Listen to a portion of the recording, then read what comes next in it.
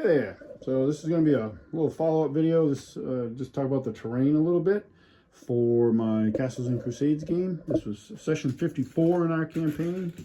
And so terrain. So the map, the base map you see here, that's from the Epic Encounters, Steamforged Games Epic Encounters, their Hydra box. That's the map for it. Matter of fact, while we're talking about the Hydra, this is the Hydra for it. So this was the Hydra for that box set. I painted that up myself. So it was kind of a quick job, but it's a pretty good Hydra. It's got 7 heads. If anybody knows of where I can get a Hydra with 12 heads, please let me know, because I would love to have one, because that's important in if you're going to use a Hydra. Like the number of heads have an effect on its capabilities per Castles and Crusades.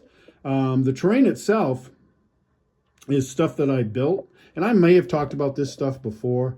And I want to give a shout out to Dungeon Master Johnny, because I've been watching his channel. He has a really good channel where he's playing miniature games with, I think, his girlfriend, and they're really fun to watch. And one of the recent ones, they were in like a jungle setting, and I was like looking at his terrain, and I'm like, holy crap, it looks like he got that out of my basement, because it looked a lot like the stuff I had built, very similar themed with similar materials and stuff. Very cool. He does a great job. Check that out. But yeah, this stuff, it was all scratch built by me. I mean, I bought the trees and foliage and stuff, but like I overall built the stuff. The brickwork and all that stuff, that's from her starts. I cast those from molds and then just put it together. But there was no plan to this stuff. I actually built it several years ago. My friend Chris was, before he started running the Tomb of Annihilation campaign, he would run like one-off sessions set in Chult, and that was kind of the area that he liked to focus on.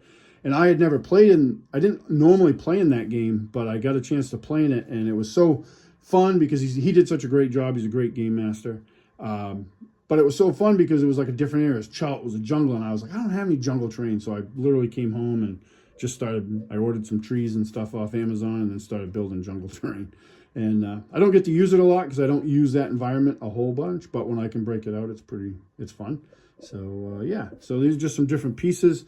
The base work is MDF board, and then the construction's all like stacked insulation foam, and I made up this mixture of like spackle and glue and sand and just covered all of it in it to try to toughen it up a little bit, which it kind of worked.